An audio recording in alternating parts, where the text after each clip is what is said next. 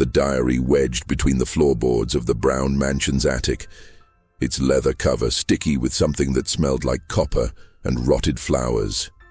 My hands trembled as I pulled it free, splinters digging under my fingernails. The wood beneath was stained dark, almost black, and when I pressed my palm against it, the surface felt warm, living. The September heat in San Diego couldn't explain that kind of warmth. Not in a house that had been abandoned for 3 days, not in an attic where dust hung so thick in the air it coated my tongue with every breath. I shouldn't have been there. Nobody should have been there. But Thomas Whitmore had vanished 4 nights ago, and his wife had come to me with eyes red from crying and a leather purse heavy with coins she couldn't afford to spare. She'd gripped my arm with fingers that felt like ice and whispered that her husband had been asking questions about the Browns. Dangerous questions. Questions about why 5 people had disappeared in San Diego over the past 6 months, and why every single one of them had last been seen walking up the hill toward the mansion with the dark windows and the iron fence that seemed to grow taller every year. The diary's pages crackled as I opened it, brittle and yellowed. The handwriting was elegant, feminine, and the ink had faded to a rust color that made my stomach turn. March 17th, 1892. Father says the hunger is getting worse. I can see it in Mother's eyes now. That hollow look, like something is watching from behind her pupils. Edmund won't leave his room. We can hear him scratching at the walls. Rebecca tried to run last night. They found her at dawn by the creek, her dress torn, her feet bloody. She was laughing. She wouldn't stop laughing until Father made her drink the tea. The thing in the cellar is growing. I can smell it through the floorboards, sweet and rotten, like fruit left too long in the sun.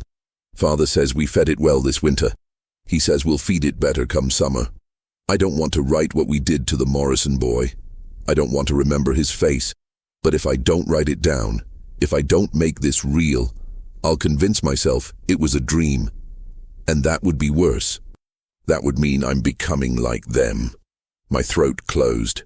The attic suddenly felt smaller, the walls pressing inward. Below me, somewhere in the guts of the house, something creaked. Not the settling of old wood. Something deliberate. Something that knew I was reading.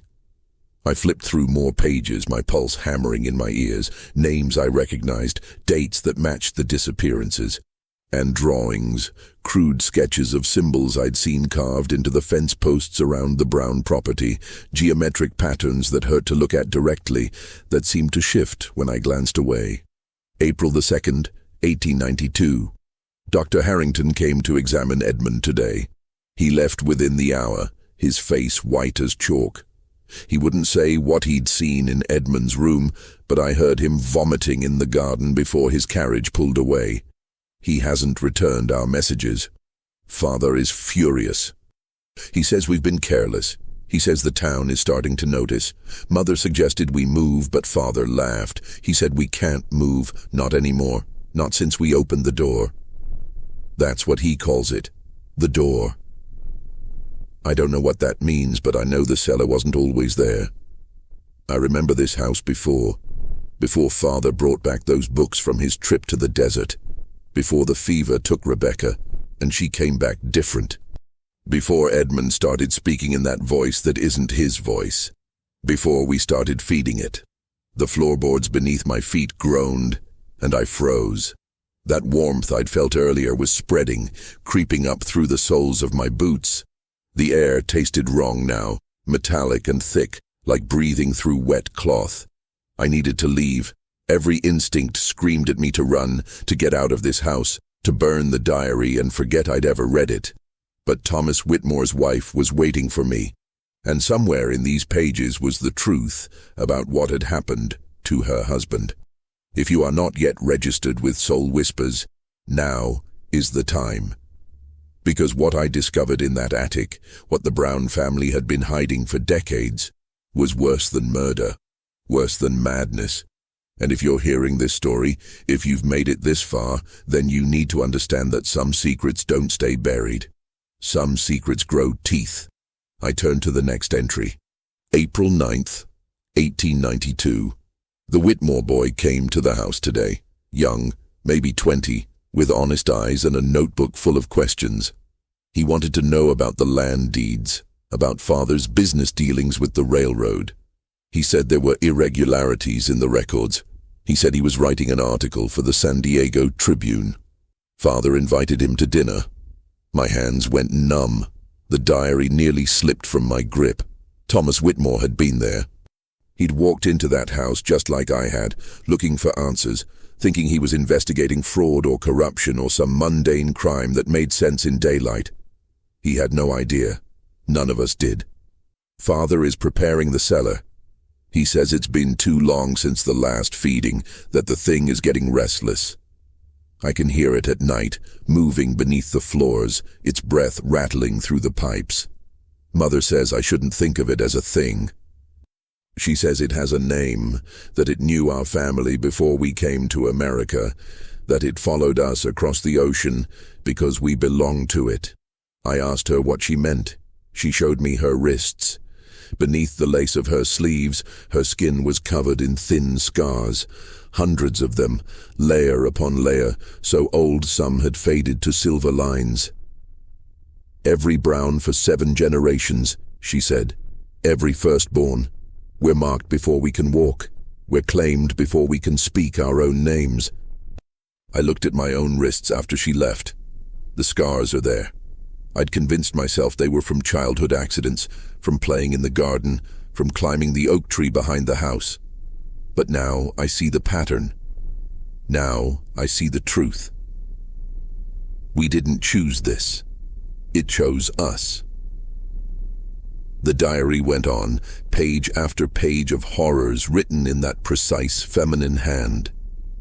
I read about the thing in the cellar, how it had been small once, barely larger than a dog, how it had grown with each feeding until it filled the entire basement, its body spreading like roots through the foundation of the house.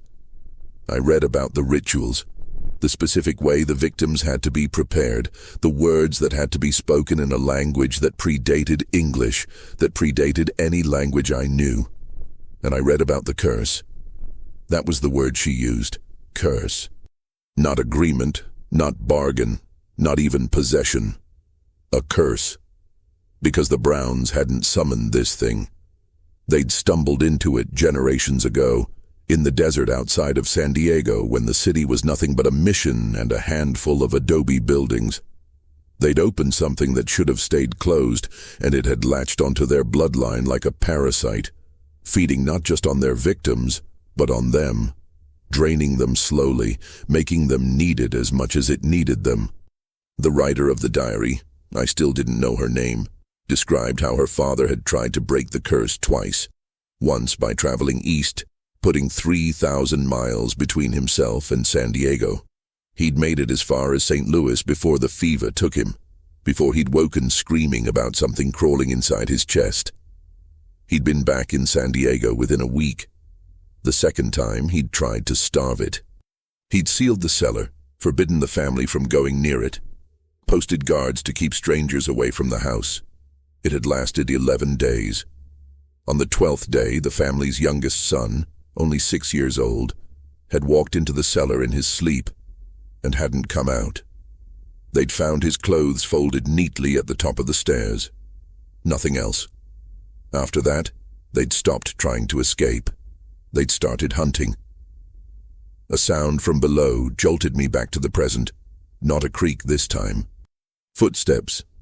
Slow, deliberate footsteps climbing the stairs toward the attic. I shoved the diary into my coat and moved toward the window. It was painted shut, layers of white and cream sealing the frame. I grabbed a broken chair leg and wedged it against the sill, prying, the wood screaming as it split. The footsteps were closer now, on the landing just outside the attic door. The window gave way with a crack like breaking bone. Cold air rushed in, carrying the smell of sage and ocean salt. Below me, the ground was a 20-foot drop onto hard-packed dirt and wild grass. The attic door swung open behind me. I didn't look back. I climbed through the window, my fingers scrambling for purchase on the roof tiles, and jumped. I hit the ground hard enough to taste blood, my ankle rolling beneath me with a wet pop that sent white fire up my leg. I didn't stop. Couldn't stop. I limped across the yard, past the dying rose bushes and the iron fence with its carved symbols, past the gate that hung crooked on rusted hinges. Behind me, someone was watching from the attic window.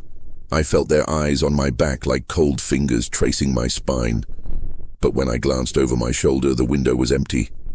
Just darkness and the reflection of the afternoon sun. I didn't slow down until I reached the bottom of the hill where San Diego proper began, wooden sidewalks and gas lamps and the comforting sounds of horses and merchants and normal people doing normal things. My lungs burned. My ankle throbbed with every step. But I was out.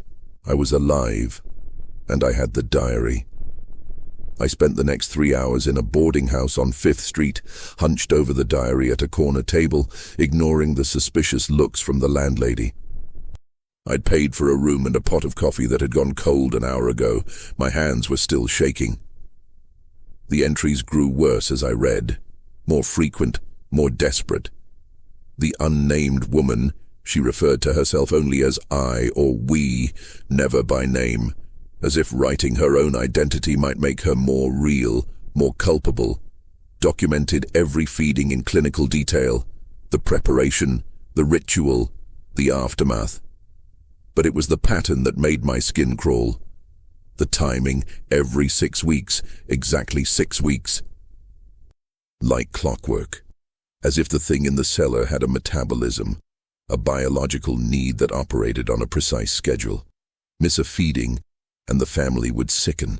Their skin would turn gray. Their eyes would hollow out. They'd start hearing things in the walls, seeing things in mirrors, feeling things crawling beneath their bed sheets. The current date was September 14th. According to my notes, the last disappearance had been July 31st. A fisherman named Chen who'd been new to the city, who'd had no family, no one to ask questions when he didn't come home. 6 weeks ago, almost to the day, which meant they were overdue, which meant they were hunting. Thomas Whitmore hadn't disappeared by accident. He'd walked into the Brown mansion at exactly the wrong time, asking exactly the wrong questions, and I'd been so focused on finding him that I hadn't considered the most obvious possibility, that I was next. A thought struck me like ice water. The attic. The diary wedged between the floorboards, the unlocked gate, the open front door. They'd wanted me to find it. I pushed away from the table so fast my chair toppled backward. The landlady looked up from her knitting, eyebrows raised. I threw a few coins on the table and limped toward the door, the diary clutched against my chest. Outside, the sun was setting, painting the sky in shades of orange and purple that looked wrong somehow, too vivid like paint on a canvas. The street was emptying as merchants closed their shops and families headed home for supper. In an hour, the gas lamps would be lit, and San Diego would transform into a city of shadows and amber pools of light. I needed help. I needed someone who would believe me, who wouldn't think I'd lost my mind. But who? The sheriff? I'd approached him 2 days ago about Thomas Whitmore's disappearance, and he'd barely looked up from his desk. "Young men run off all the time," he'd said. "Probably got tired of working for his father and headed north to San Francisco." The town doctor, the priest, every path I considered ended the same way, with me sounding insane, with the diary dismissed as fiction or a cruel prank, with the Browns' respectability shield them from any real investigation. They were too entrenched, too powerful. The Brown family had been in San Diego since before it was even properly a city. They'd funded the first church, the first school. They'd donated land for the public square. They had friends in Sacramento, connections that reached all the way to Washington. Who was I?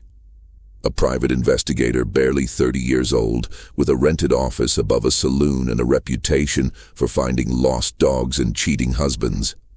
No one would believe me, unless I made them see what I'd seen. The idea formed slowly, like ice crystallizing on a window. I couldn't expose the Browns with words, but I could expose them with proof. Real proof. Not just the diary, anyone could forge a diary, but something undeniable. Something that would force the town to act. I needed to see the cellar. I needed to see the thing they'd been feeding. My ankle protested as I started walking again, heading away from the boarding house, away from the comfortable parts of town. The streets grew narrower, the buildings more cramped. This was the part of San Diego that didn't appear in photographs, where immigrant families crowded into single rooms and the air smelled like coal smoke and fish guts. I found what I was looking for on a corner near the docks. A pawn shop with a dusty window and a sign that promised discretion and fair prices. Inside, the shop was cramped and dim, every surface covered with the detritus of desperate lives. Pocket watches, wedding rings, tools, weapons. The owner was an older man with kind eyes and careful hands. He listened without judgment as I asked for lamp oil, matches, and a revolver. He didn't ask why. People came to his shop when they had nowhere else to go, when they needed things they couldn't explain. He understood that. I left with a gun I barely knew how to use and enough lamp oil to burn down a house. The sun had set completely by the time I started back up the hill. The street lamps cast long, trembling shadows, and the temperature had dropped enough that my breath misted in the air. Above me, the brown mansion crouched against the darkening sky, its windows black, its roof sharp as teeth. I'd told myself I was investigating, that I was gathering evidence, that I was trying to save Thomas Whitmore if there was anything left of him to save. But that was a lie. I knew Thomas was dead. I'd known since I read the diary entry about his visit. I was climbing that hill for a different reason. Because I was angry.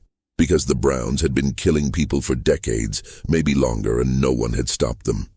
Because somewhere in that house was proof of something so impossible, so obscene, that even their money and influence couldn't protect them once people saw it. Because I was tired of being afraid.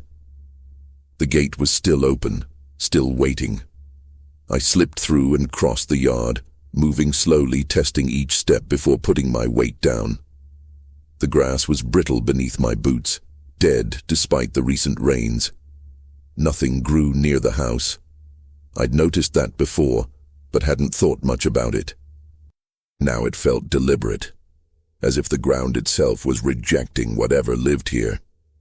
The front door stood ajar, just as I'd left it hours earlier. I pushed it wider and stepped inside. The smell hit me immediately, that same sweet rotten stench from the attic, but stronger now, thick enough to coat the back of my throat.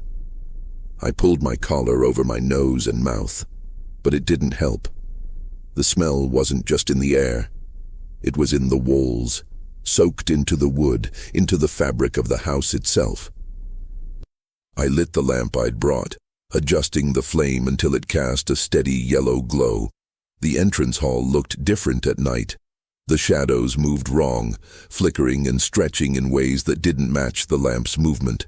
The paintings on the walls, stern portraits of brown ancestors going back generations, seemed to watch me, their painted eyes following as I moved deeper into the house.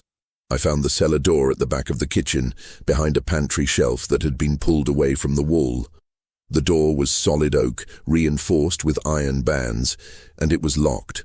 But the wood around the lock was soft, rotted from the inside out. I wedged my knife into the gap and pried until the lock tore free with a sound like tearing meat.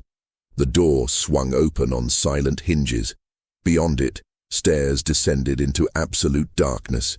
The smell that rose from below was overpowering, a physical presence that made my eyes water and my stomach heave. But beneath the rot was something else, something that smelled like earth and blood, and something older, something that had no name in any language I knew. I raised the lamp and started down. The stairs seemed to go on forever, far deeper than any normal cellar should be. The walls were stone, slick with moisture, and as I descended, the temperature dropped. My breath came out in white clouds. Frost formed on the handrail, crunching beneath my palm. At the bottom, the stairs opened into a chamber that shouldn't have existed. It was massive, at least 40 feet across, with a ceiling that disappeared into shadows beyond the reach of my lamplight. The floor was packed dirt, and carved into it were those same symbols I'd seen on the fence posts, on the walls upstairs, in the diary's margins. But here, they glowed. faintly, like dying embers, pulsing in a rhythm that matched my heartbeat. And in the center of the chamber, taking up nearly the entire space, was the thing they'd been feeding. I can't describe it properly. My mind rejected what I was seeing, tried to fit it into categories I understood. I thought tree, I thought roots, I thought flesh. None of those words were right. It was all of them, and none of them. A mass of pale, translucent tissue that branched and twisted like wood, but pulsed like a living heart. Veins ran through it. I could see them, dark and throbbing, carrying something that wasn't quite blood. And embedded in the tissue, pressing against the translucent surface like insects trapped in amber, were shapes. Human shapes. Faces, hands, the curve of a spine. Bodies absorbed into the thing's mass, preserved and displayed like trophies. I saw dozens of them, maybe more. Men, women, children. Some looked fresh, their features still distinct. Others were nothing but shadows, melted away by time. And at the edge of the mass, half absorbed but still recognizable, was Thomas Whitmore. His eyes were open, his mouth was open, his hand was reaching toward the stairs as if he'd been trying to crawl away when the thing had taken him. I don't remember dropping the lamp. I don't remember screaming. The next thing I knew, I was at the top of the stairs, my throat raw, my hands bleeding from where I'd clawed at the walls. The lamp had shattered below, and flames were spreading across the cellar floor, racing along the symbols carved into the dirt. Black smoke poured up the stairwell, acrid and thick. Behind me, something moved in the entrance hall. Footsteps. Multiple sets, moving with purpose. I spun around and saw them. The Brown family. All of them.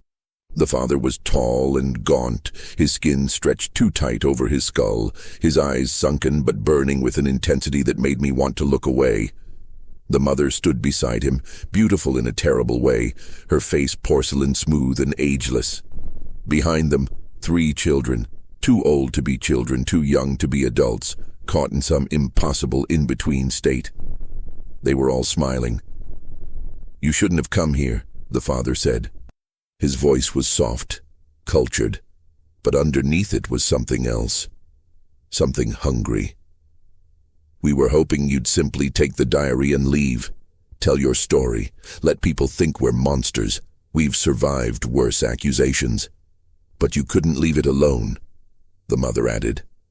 Her smile widened, showing too many teeth. "You had to see for yourself. You had to understand."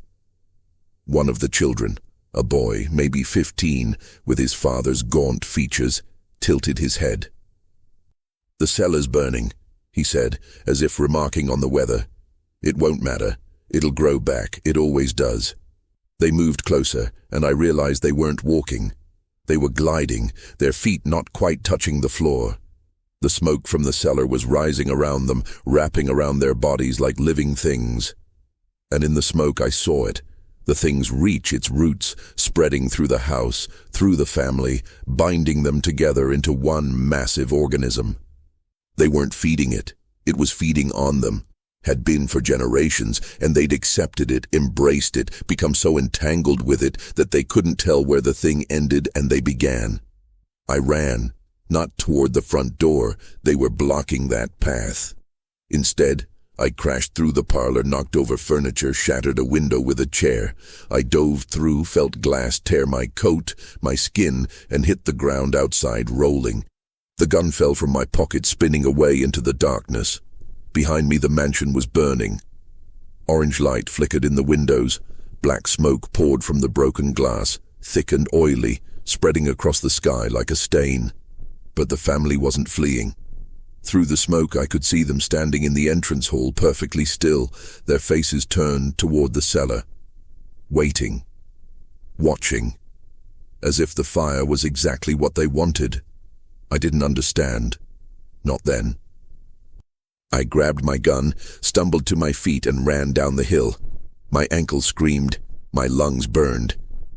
Behind me, something exploded. Maybe the lamp oil I'd left in the cellar, maybe something worse. The ground shook. The sky lit up like noon. By the time I reached the bottom of the hill, half of San Diego had poured into the streets, staring up at the inferno on the hilltop. Shouts rang out. Someone was organizing a bucket brigade, though it was pointless. No amount of water would stop that blaze.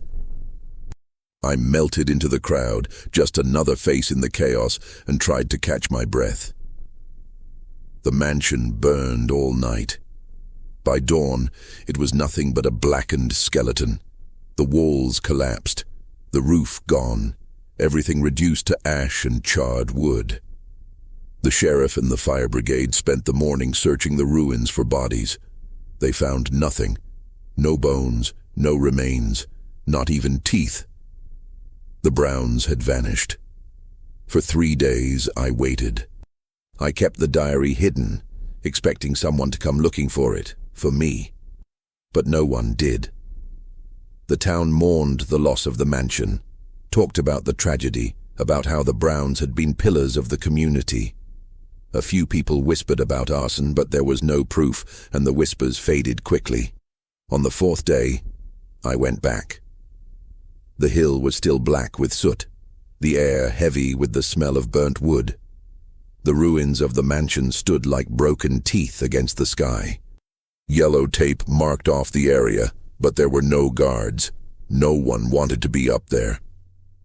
I walked through the rubble, kicking aside charred beams, searching for the cellar entrance. It took me an hour to find it. The stairs had collapsed, but the chamber below was still there, accessible if I was willing to climb down through the wreckage. I was. The cellar was scorched, the walls blackened, the floor cracked. The symbols were gone, burned away. But the thing was still there. Smaller now, shriveled but alive. Its translucent flesh was darker, charred in places, but I could see it moving, pulsing, healing. And the bodies were gone. Every one of them, including Thomas Whitmore. I stood there for a long time staring at that impossible thing, trying to understand what I was seeing. The fire hadn't killed it. It had barely hurt it. In a few months, maybe a year, it would be back to its original size. Hungry. Waiting. And somewhere in San Diego, the Browns were waiting too. I knew they were still alive, still together, still bound to the thing in the cellar that had survived every attempt to destroy it. They'd let me burn their house. They'd let me expose them. Because none of it mattered. They didn't need the mansion. They didn't even need to stay in San Diego. The thing would follow them wherever they went. It was part of them now, woven into their blood, their bones, and they were part of it. Which meant this wasn't over. I climbed out of the cellar and stood in the ruins, looking down at the city spread out below me. From up here, San Diego looked peaceful, normal, a place where people lived and worked and raised families, where the worst crimes were robberies and drunken brawls. But I knew better now. I knew what hid beneath the surface, what grew in the dark, what fed on the desperate and the curious and the unlucky. I still have the diary. I've read it cover to cover a dozen times, memorizing every entry, every name, every detail. I've tried showing it to people. The sheriff, the newspaper editor, a lawyer from San Francisco who specializes in estate fraud. No one believes it. They smile politely, suggest I've been working too hard, that the stress of Whitmore's disappearance has gotten to me. Some of them won't even look at the diary. They glance at the cover and find excuses to leave. Their eyes go distant. Their hands shake, as if some part of them knows the truth, but refuses to acknowledge it. 3 weeks after the fire, I saw the mother. I was walking past the harbor, and there she was, boarding a ship bound for Los Angeles. She was wearing a new dress, her hair pinned up, looking exactly as she had the night of the fire. Ageless, perfect, inhuman. She saw me watching. She smiled, and then she was gone, disappearing into the crowd of passengers. That's when I understood the full scope of the curse. It wasn't just the Browns. It wasn't just one family in one city. This thing had been alive for centuries, maybe longer, and the Browns were just one branch, one feeding ground. There were probably others, other families, other cities, All of them connected to things like the one in the cellar, all of them bound by blood and hunger and a curse that couldn't be broken. I'm writing this down because someone needs to know. Because if I disappear, and I probably will, eventually, there should be a record. The diary only goes up to April of 1892. I'm adding my own account, documenting what I found, what I saw, what I survived. Maybe someone will read this and think I'm insane. Maybe they'll burn it like they burned the mansion. But maybe someone will believe. Maybe someone will understand that there are things in this world that don't die when you kill them, that don't sleep when you bury them, that don't stop hunting just because you've run away. The Browns are still out there, still feeding, still surviving. And the thing in the cellar, scorched but alive, is waiting for them to return, or for someone else to stumble into it, someone curious, someone who asks too many questions, someone like you. I was wrong about everything. The revelation came 6 months after the fire, in a letter I shouldn't have received from a woman I'd never met. The envelope was expensive paper, cream-colored and thick, sealed with black wax. No return address. It had been slipped under my office door sometime in the night, and when I found it that morning, the wax was still warm. Inside, a single page written in elegant script. Mr. Morrison. You have seen what we protect. You have burned what we cherish. You think you understand the curse. You don't.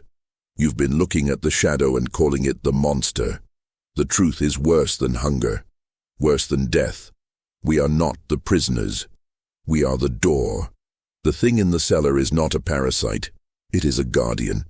And what it guards has been trying to push through for 700 years. Every feeding buys humanity another 6 weeks of safety. Every life we take is 1,000 lives saved. You think we're monsters. We are saints. We are martyrs. We sacrifice ourselves and our souls to keep something infinitely worse locked away. And you nearly destroyed that lock. The fire weakened it. We've had to accelerate the schedule. 17 feedings in 6 months, and it's still not enough. The door is creaking open. Can you hear it? Even from here, can you feel it? You will. Soon, everyone will. If you want to understand, come to the address below. Come alone. Come at midnight. We'll show you what we've been keeping closed. And then you can decide whether to help us, or whether to let the door open and see what comes through. Eleanor Brown. My hands were shaking so badly I nearly dropped the letter. Eleanor. That was the name. The diary writer. She'd never signed her entries, but I'd found her name in the family Bible I'd salvaged from the ruins. Eleanor Mary Brown, born 1874, the eldest daughter, which meant she was 18 years old when she wrote those entries. And if she was still alive now, in early 1893, no, that was impossible. She would have had to survive the fire, had to still be part of the family, still be bound to the thing in the cellar. The address was in Old Town, in the original heart of San Diego near the Mission, a warehouse district, mostly abandoned since the newer commercial buildings had gone up closer to the harbor. I knew the area, shadowed alleys, buildings with broken windows, the kind of place where bodies turned up and no one asked questions. I should have ignored the letter, should have burned it, packed my things, and left San Diego for good. But the words kept circling in my mind. We are the door. What did that mean? And if the Browns weren't lying, if they really were protecting something, what had I released when I burned the house?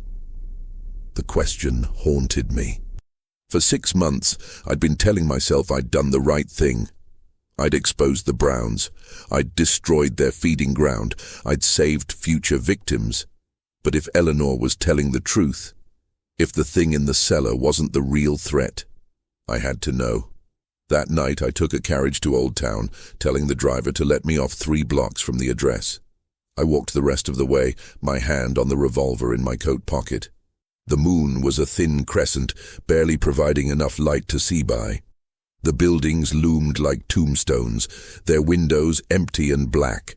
The warehouse Eleanor had specified was at the end of a dead-end street, pressed against the old mission's property line. The door was unlocked. Inside, the air was cold despite the spring warmth, and it smelled wrong, not like rot, not like the cellar, but like ozone before a lightning strike, like something electric and alive. Candles had been lit throughout the space, hundreds of them, their flames perfectly still despite the draft from the open door. And in the center of the warehouse, arranged in a circle, were the Browns. All of them. The father, the mother, the 3 children I'd seen the night of the fire. But there were others now. Aunts, uncles, cousins, people I'd never seen before, but who shared that same gaunt, ageless quality. 20 people in total, maybe more, all dressed in black, all standing with their hands clasped, forming a human chain around something in the center of the circle. Eleanor stepped forward. She looked exactly as I'd imagined her from the diary.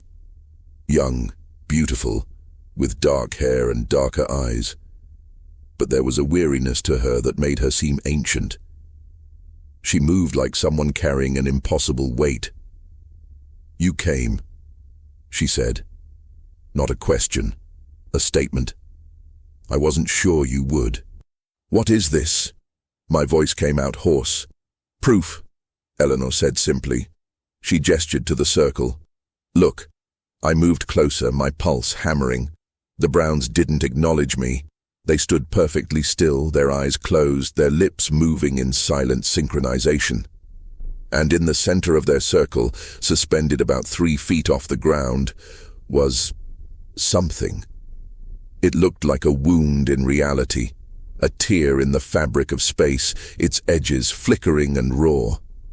Through it, I could see elsewhere. Not another room, not another building, another place entirely. A landscape of black stone and ash-gray sky, where shapes moved that hurt to look at directly, that twisted perception and made my eyes water. And pushing against the tear, trying to force its way through, was something vast. I couldn't see it clearly. My mind refused to process what I was seeing, but I felt it. Its hunger, its rage, its ancient inhuman intelligence. It wanted through. It had always wanted through. And the only thing holding it back was the circle of Browns, their combined will, their blood connection to the thing in the cellar that served as an anchor, a lock, a seal. 700 years ago, Eleanor said, her voice barely above a whisper, our ancestor made a mistake. He was a scholar, studying texts that should have stayed buried. He found a ritual. He thought it would grant knowledge, power, understanding. He performed it in the cellar of his family home, and he opened a door. She paused, her eyes fixed on the tear. The thing in the cellar. It came through first, small, weak, barely alive. But it anchored the door, made it permanent. And everything else, the thing on the other side, it's been trying to follow ever since. Our ancestor tried to close the door. Failed. Tried to destroy the anchor. Failed. The thing in the cellar had already rooted itself into his bloodline, into his children, into his children's children. So he did the only thing he could, Eleanor continued. He fed it, kept it strong, kept it stable. Because as long as the anchor exists, as long as it's fed and maintained, the door stays mostly closed. Just a crack, just enough for us to hold. I stared at the tear, at the thing pressing against it from the other side. What happens if the anchor dies, if the thing in the cellar is destroyed? Eleanor looked at me then, and in her eyes I saw something terrible. Not cruelty, not madness. Just resignation. The door opens fully, and what comes through? She didn't finish the sentence. She didn't need to. I could see it in the tear, feel it in the pressure that made my teeth ache and my bones vibrate. If that thing came through, it wouldn't just kill San Diego. It would spread, consume, transform the world into something like the landscape I glimpsed through the crack. So you feed it, I said, my voice hollow. You kill innocent people to keep that thing locked away. Yes. Eleanor's voice was steady. 17 in the last 6 months. Before that, 8 or 9 a year. We choose carefully. People who won't be missed. Drifters, criminals, those without families. We make it quick. We make it painless. And we save everyone else. That's insane. That's necessary, Eleanor interrupted. You think we're monsters. Maybe we are. But at least we're monsters who keep the world alive.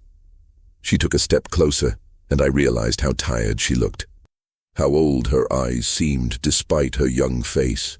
When you burn the house, you damaged the anchor, weakened it. The door started opening wider. We've been working every night for 6 months to reinforce the seal, and it's still not enough. We need the cellar rebuilt. We need the anchor restored, and we need help. Help? The word came out as a bitter laugh. You want me to help you kill people? I want you to help us save the world, Eleanor said. You're already part of this now.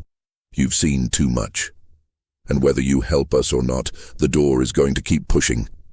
Eventually, it's going to break through. And when it does, everyone you know, everyone you love, everyone in this city and beyond, they're going to die screaming. She held out her hand. In her palm was a knife, small and silver, its blade etched with symbols I recognized from the cellar. One cut, she said. Draw blood. Join the circle. Help us hold the door closed, or walk away and let everything burn. I looked at the knife, at Eleanor, at the Browns standing in their circle, their faces slack with concentration, their hands clasped so tightly their knuckles were white. They'd been doing this for hours, maybe days, holding back something that wanted to devour reality itself. And I'd almost destroyed their ability to do it. The implications crashed over me like cold water. Thomas Whitmore, the fisherman, all the people who disappeared. They hadn't been murdered. They'd been sacrificed. Pawns in a game so large, so old, that their individual lives were meaningless compared to what was at stake. How do you weigh one life against thousands? Against millions? Where's the line between murder and necessity? Between evil and the lesser of two evils? I'd spent 6 months thinking I was a hero, thinking I'd exposed monsters and saved lives. But what if I'd done the opposite? What if I'd endangered everyone? My hand moved toward the knife, stopped, trembled. I can't, I whispered. Eleanor's expression didn't change. She'd expected that answer. Then leave, she said. Go back to your office. Pretend you never came here, but understand this. When the door opens, you'll know. You'll feel it. And in those last moments, you'll understand exactly what you chose. I backed away from the circle, my legs weak, my mind reeling. The Browns continued their vigil, unmoving, as I stumbled toward the door. Behind me, I heard Eleanor's voice, soft and sad. We're not the monsters, Mr. Morrison. We're the ones standing between you and the monsters. Remember that.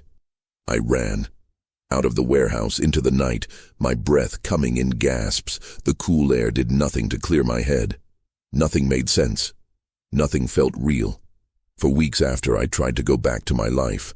I took cases. I investigated mundane problems. I told myself the Browns were lying, that Eleanor had shown me an elaborate trick, that the tear in reality was staged somehow. But I couldn't shake the feeling that I was wrong, that I'd seen the truth and rejected it because accepting it was too terrible. The disappearances continued, one every 2 weeks, then one every week. The newspapers stopped reporting them. Too many, too frequent, too unsettling. The sheriff's office gave up investigating. People started leaving San Diego, moving to Los Angeles or San Francisco, driven by an instinct they couldn't name. And I felt it, the pressure Eleanor had warned about. Like the air before a storm, building and building, never breaking. The sky seemed darker even on clear days. Shadows moved wrong. Animals fled the city. Dogs howled at empty streets. The door was opening. I know that now. I knew it then, even as I tried to deny it. The Browns were failing. The anchor was too weak. And soon, very soon, the thing on the other side would push through. I'm writing this because someone needs to understand what happened, why the Browns did what they did, why they killed, why they sacrificed. They weren't evil, they were desperate, they were terrified. They were human beings trying to hold back the end of the world with their bare hands, and I refuse to help them. Whatever happens next, whatever comes through that door, it's partially my fault. I saw the truth and turned away. I chose comfortable ignorance over terrible responsibility. If you're reading this, if San Diego still exists, if the world hasn't ended, then the Browns succeeded without me. They found a way to close the door. They restored the anchor. They're still out there, still feeding, still killing, still saving everyone who doesn't know they need saving. And if you're reading this, and the world has ended, if the thing came through, if reality itself has been torn apart, then I'm sorry. I'm so sorry. 3 days after I left the warehouse, I found the first body. She was a young woman, maybe 25, dressed in working clothes and lying in an alley behind a cannery near the waterfront. No visible wounds, no blood, just that expression I'd come to recognize. Eyes wide open, mouth frozen mid-scream, face locked in absolute terror. The Browns had taken her. They'd fed her to the anchor. One more life to buy one more week. I stood over her body as the morning sun climbed higher, casting long shadows across the alley. Around me, San Diego was waking up. Merchants opening shops, children running to school, the smell of bread and coffee drifting from nearby bakeries. Normal life, innocent life, life that only existed because this woman had died in the dark. The police came. They asked questions. I gave vague answers. I'd been passing by. I'd heard a noise. I'd investigated. They took notes with the kind of weary resignation that said this was just another in a growing list of inexplicable deaths. They didn't even pretend they'd investigate. Because what could they investigate? There were no suspects, no motives, no evidence, just bodies that appeared with increasing frequency, all wearing the same expression of horror, all found in forgotten corners of the city. I went to the San Diego Tribune that afternoon.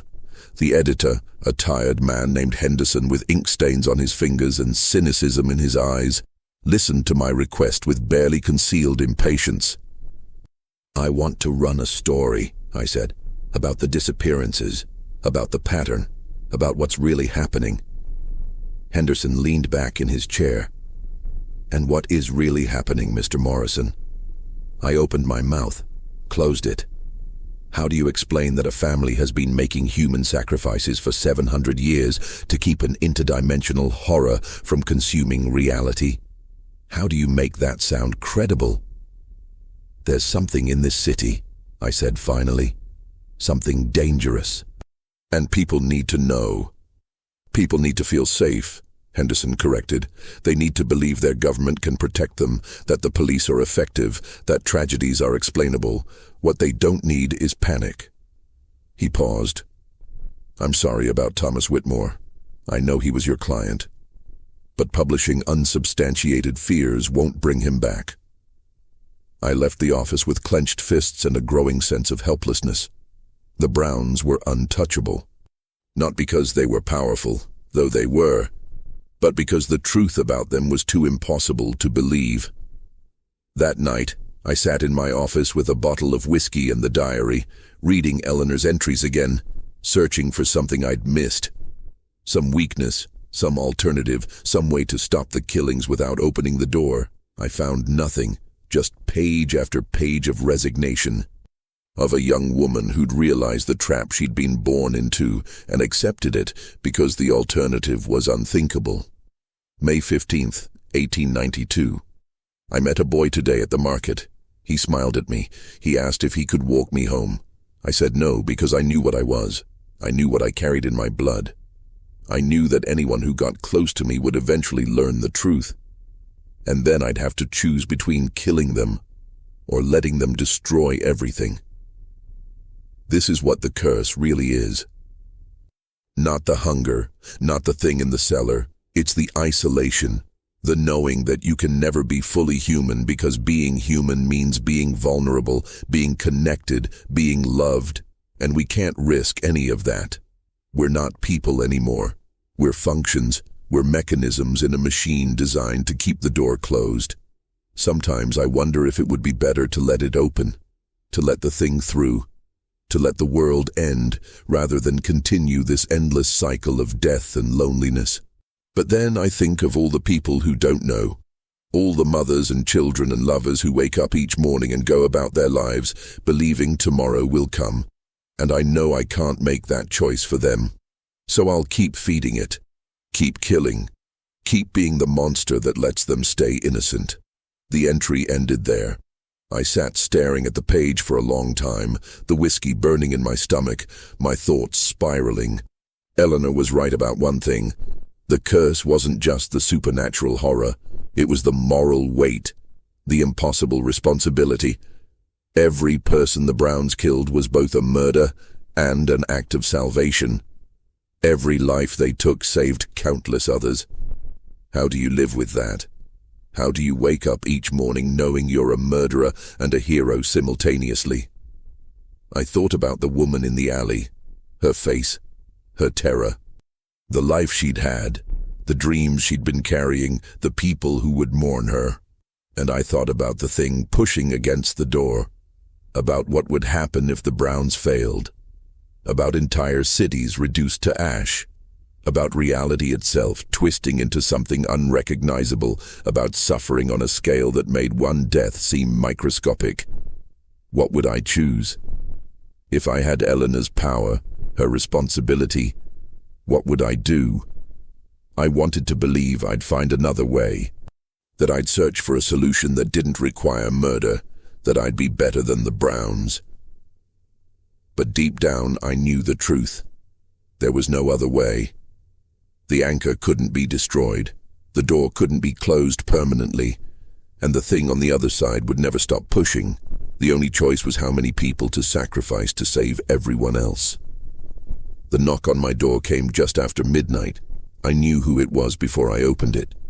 Eleanor stood in the hallway, her face pale, her eyes sunken with exhaustion. Behind her were two other Browns, the father and one of the younger children, a girl who couldn't have been more than 12. "It's accelerating," Eleanor said without preamble. "The door is opening faster than we can compensate. We need twice as many feedings now, twice as many bodies, and we're running out of people who won't be missed." "Then stop," I said. The words came out harder than I intended. "Let the door open. Let this end." The young girl flinched. The father's expression didn't change, but something flickered in his eyes. Disappointment maybe, or pity. "You don't mean that," Eleanor said quietly. "Don't I?" I gestured to the window, to the city spread out below. "Maybe they deserve to know. Maybe they deserve to choose whether to live in a world built on murder." "They can't choose," Eleanor said. "Not really. Because if we tell them the truth, if we expose what we're doing and why, two things will happen. First, they'll try to stop us.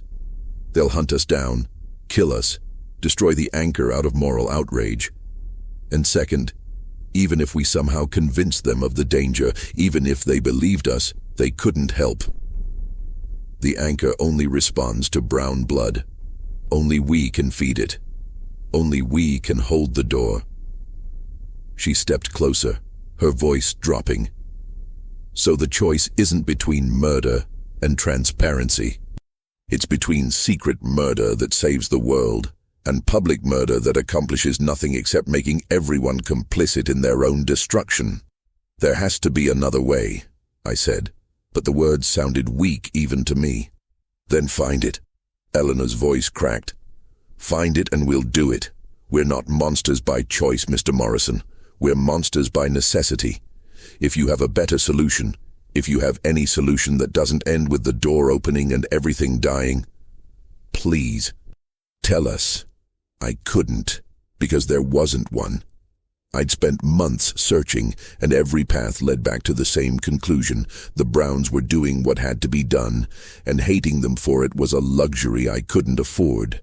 The silence stretched between us, heavy with implications. Finally, the father spoke. His voice was like gravel, worn smooth by centuries of use. "The anchor is dying," he said. "The damage from the fire, combined with the accelerated feedings, is breaking it down faster than it can regenerate. In 3 months, maybe 4, it will be too weak to hold the door." And then, he didn't finish. "What do you need?"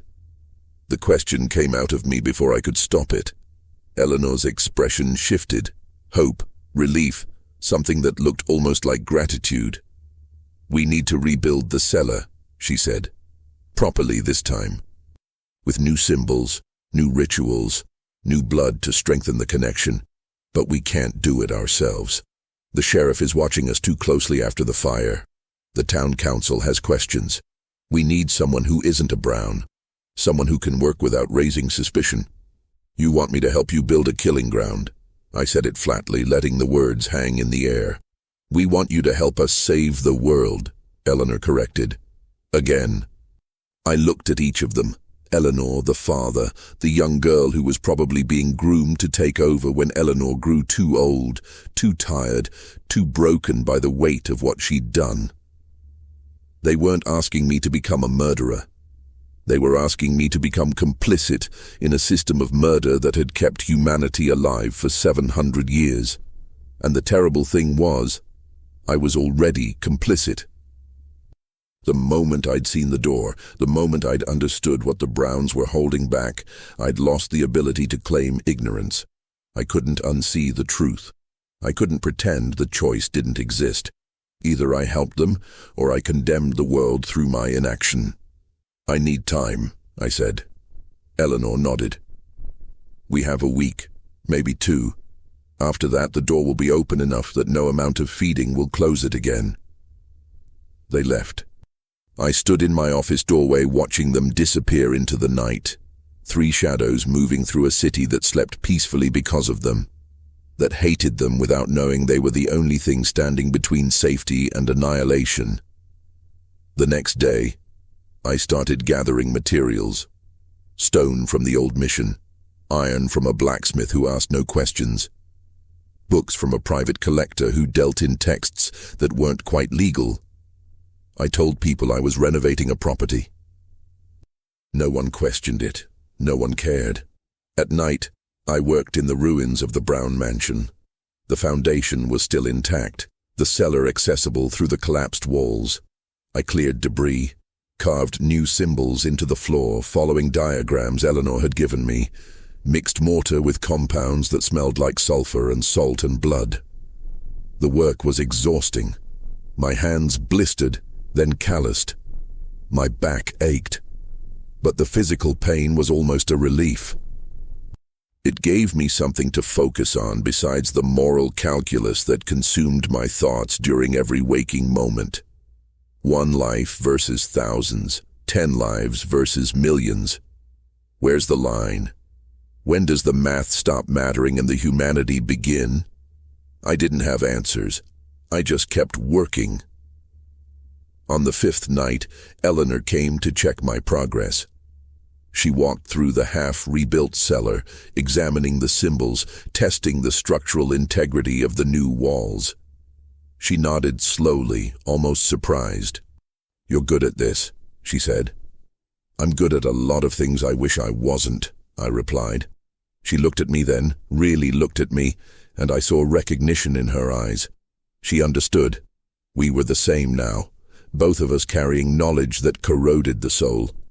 Both of us making choices that would haunt us forever. "It doesn't get easier," she said quietly. "Killing. Even when you know it's necessary, even when you understand the alternative. Every face stays with you. Every name. Every moment of fear in their eyes." "How do you keep going?" I asked. "Because stopping means everyone dies," Eleanor said simply. "Because my pain, my guilt, my damnation, they're nothing compared to what happens if I quit." She turned to leave, then paused at the cellar entrance. "Thank you," she said, "for helping, for understanding, for being willing to carry this with us." I didn't respond. What could I say? "You're welcome" felt obscene. I didn't have a choice, felt like cowardice. So I said nothing, and Eleanor disappeared into the darkness, and I went back to building a chamber designed for ritual murder. The cellar was finished in 10 days. I'd worked faster than I thought possible, driven by the knowledge that every delay meant more pressure on the door, more risk of catastrophe. On the final night, as I carved the last symbol into the floor, I felt something shift. The air grew colder. The shadows seemed to deepen. And from somewhere far below, beneath even the cellar floor, I heard a sound like breathing. The anchor had noticed the new structure. It was responding, growing stronger. Eleanor came that night with the entire family.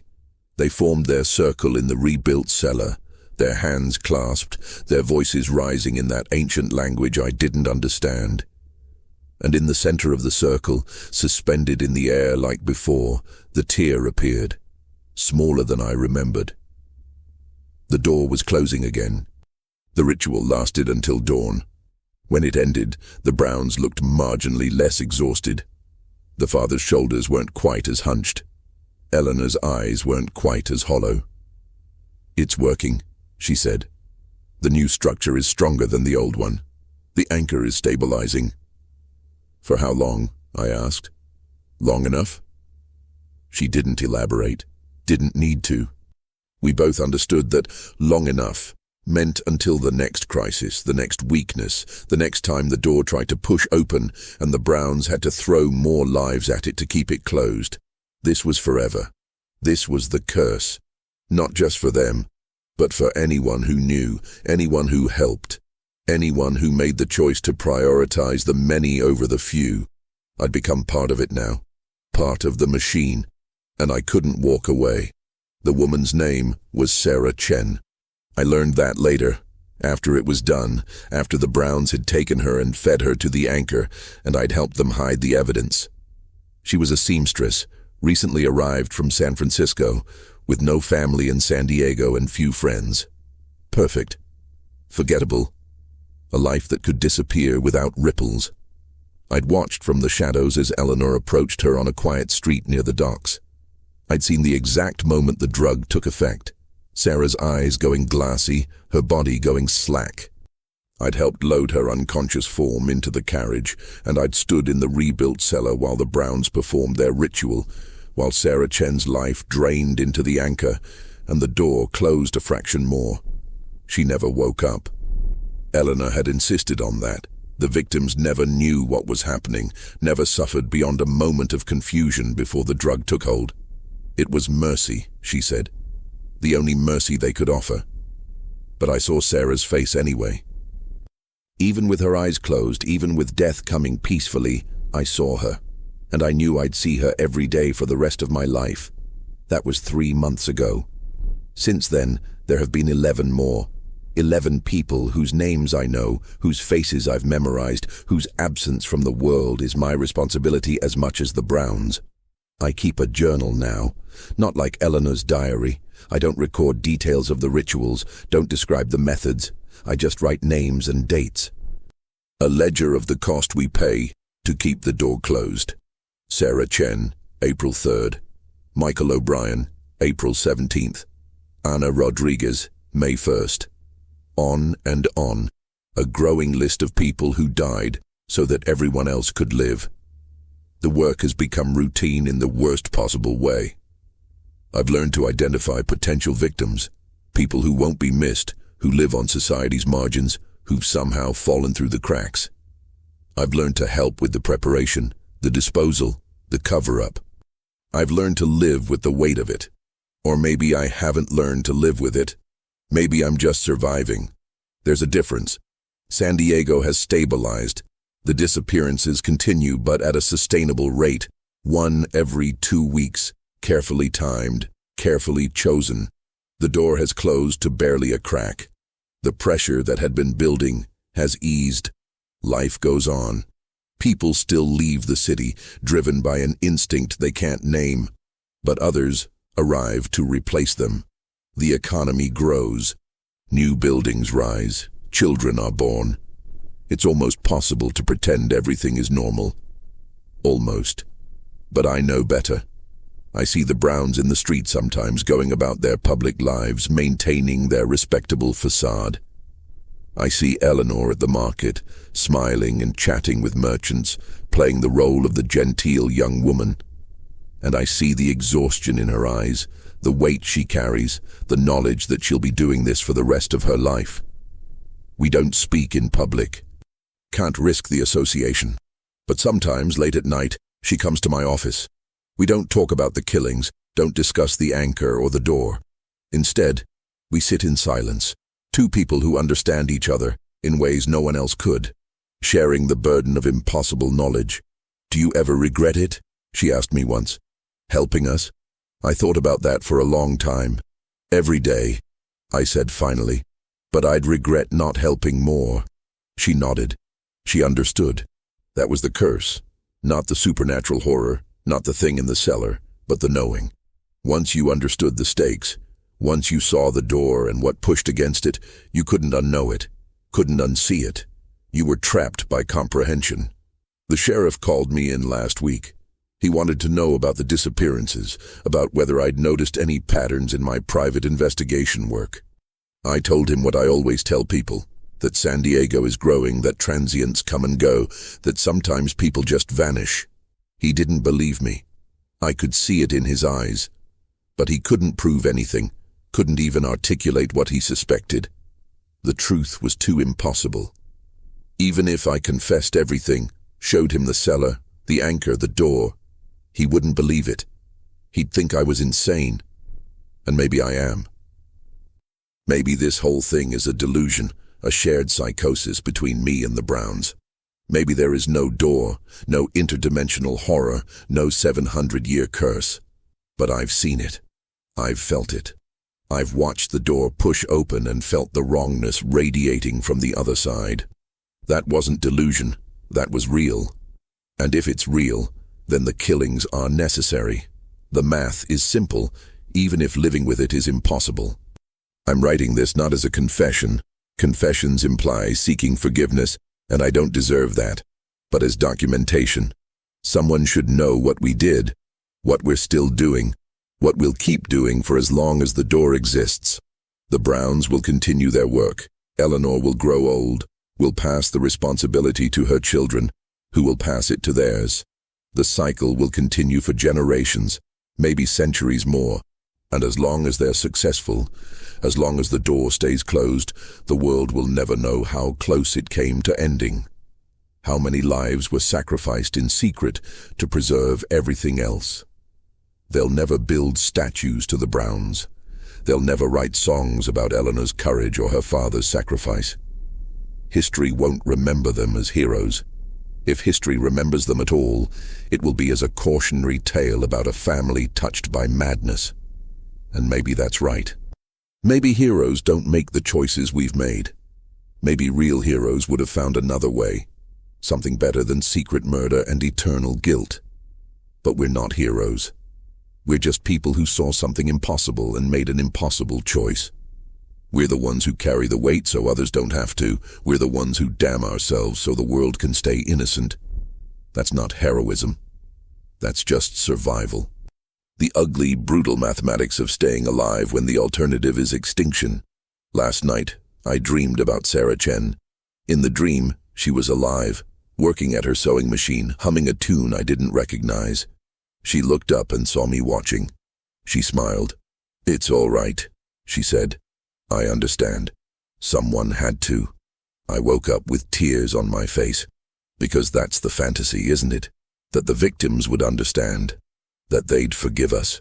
That they'd recognize the necessity of their sacrifice and accept it nobly. But Sarah Chen would never understand. She'd be terrified, betrayed, furious at having her life stolen. She wouldn't see the door we're keeping closed. She wouldn't know about the thousands of people who are alive because she died. She'd just know that we murdered her. And she'd be right. That's what I live with now. That's what all of us live with. The Browns, me, anyone who knows the truth. We're murderers. Necessary murderers, maybe. Murderers who save lives, but murderers nonetheless. The door is stable now. The anchor is strong. San Diego is safe for another generation, maybe longer. We did that. We achieved something impossible through means that are unforgivable. And tomorrow we'll do it again. And the day after that. And the day after that. Because the alternative is worse. Because someone has to stand between the world and what's pushing through. Because we're the only ones who can. That's not redemption. That's just explanation. And maybe that's all we deserve. I'm ending this account here. Not because the story is over. It will never be over, not as long as the door exists. But because there's nothing more to say. You know the truth now. You understand what the Browns have been doing, why they've been doing it, and what's at stake. What you do with that knowledge is up to you. You could go to the authorities. Tell them about the cellar, about the anchor, about the bodies. They might even investigate, though I doubt they'd find anything conclusive. The Browns are careful. They've had 700 years to perfect their methods. You could try to expose them publicly, write articles, give speeches, force the city to acknowledge what's happening. But you'd face the same problem I did. The truth is too impossible to believe. You'd be dismissed as a crank or a lunatic, and the Browns would continue their work unimpeded. You could try to stop them. Destroy the anchor, force the door to open, let the world see the consequences of their actions.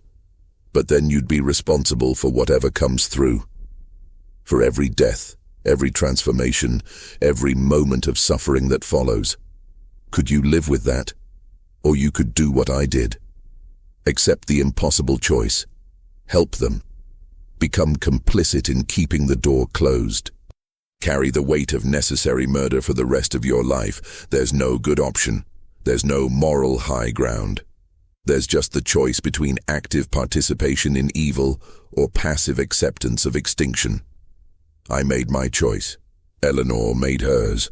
The Browns made theirs 700 years ago, and every generation since has reaffirmed it. Now it's your turn. What would you choose? If you saw the door, felt the thing pushing against it, understood the stakes, what would you do? Would you help us keep it closed? Would you try to find another way?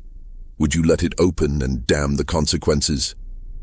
Think carefully, because if you've read this far, if you've absorbed everything I've documented, then you're part of this now. You carry the knowledge. You understand the curse. And once you understand, you can never go back to innocence. The Browns are still in San Diego, still feeding the anchor, still holding the door closed. They'll be doing it long after I'm gone, long after everyone who read this account has turned to dust. The curse doesn't end. It just passes from generation to generation, an eternal burden borne by people who never asked for it, but accepted it anyway. Because someone has to. I see Eleanor sometimes, in the street or at the market, and we exchange brief nods of recognition. Two people who know. Two people who chose. Two people who'll carry this weight until death finally relieves us of it. That's all we are. That's all we can be. Guardians of a secret that would destroy the world if it was ever fully revealed. Murderers who save lives. Monsters who prevent worse monsters from crossing over. We're not asking for forgiveness. We're not asking for understanding. We're just asking that you remember, if the door ever does open, if the anchor ever fails, if the thing on the other side ever makes it through, we tried. We sacrificed. We did terrible things to prevent something infinitely worse. And we do it all again. Because in the end, that's what the curse really is. Not the supernatural horror, not the ancient evil, not even the killing. It's knowing, understanding, seeing the truth and being unable to look away. It's the weight of that knowledge crushing you slowly, day by day, year by year, until you're just a hollow thing holding a door closed, hoping that when you finally break, someone else will step up to take your place. That's the impossible history of the Brown family. That's the secret no one dares to reveal. Not because it's too horrible, though it is, but because once you know it, once you truly understand it, you become responsible for it. And responsibility, I've learned, is the heaviest burden of all. If you've stayed with this story to the very end, if you've witnessed every choice, every sacrifice, every impossible decision, then you understand something that most people never will. You understand that the world is held together not by laws or morality or divine providence, but by people who make terrible choices in the dark so everyone else can sleep peacefully in the light. The Browns are still out there, still working, still feeding the door, and they'll continue doing so for as long as the curse binds them. If you are not yet registered with Soul Whispers, you've reached the point where most people turn away, where the truth becomes too heavy to carry. But you're still here. You've seen behind the curtain. You've glimpsed the machinery that keeps reality intact. What happens next is up to you. Will you remember this story? Will you share it with others who might understand? Will you look at the shadows in your city differently, wondering what might be hiding there? What impossible choices might be happening just out of sight? Or will you forget? Will you convince yourself it was just a story, just fiction, just words on a page? Either way, the Browns will continue their work. The door will stay closed. And somewhere in San Diego, in a rebuilt cellar beneath a house that shouldn't exist, the anchor will pulse with stolen life, keeping the world safe from something it will never see. That's not justice. That's not redemption. That's just survival. And sometimes, survival is all we have. Remember the names, remember the faces, remember that every person who disappeared in San Diego died so that millions more could live. Remember that evil isn't always obvious, and good isn't always clean, and sometimes the only thing standing between us and oblivion is someone willing to make the choice we're too afraid to make. Remember the Browns. Remember Eleanor. Remember Sarah Chen and all the others whose names fill my ledger. Remember that someone is always holding the door closed, always watching, always sacrificing. And be grateful you don't have to. That's the secret. That's the impossible history. That's the truth that no one dares to reveal. Because once it's revealed, once you know it, you can never unhear it. You're part of this now. You know what we do, what we've done, what we'll keep doing. And in the quiet moments, when you're alone with your thoughts, when the world seems too peaceful to be real, you'll wonder, what if it's true? What if the Browns are real?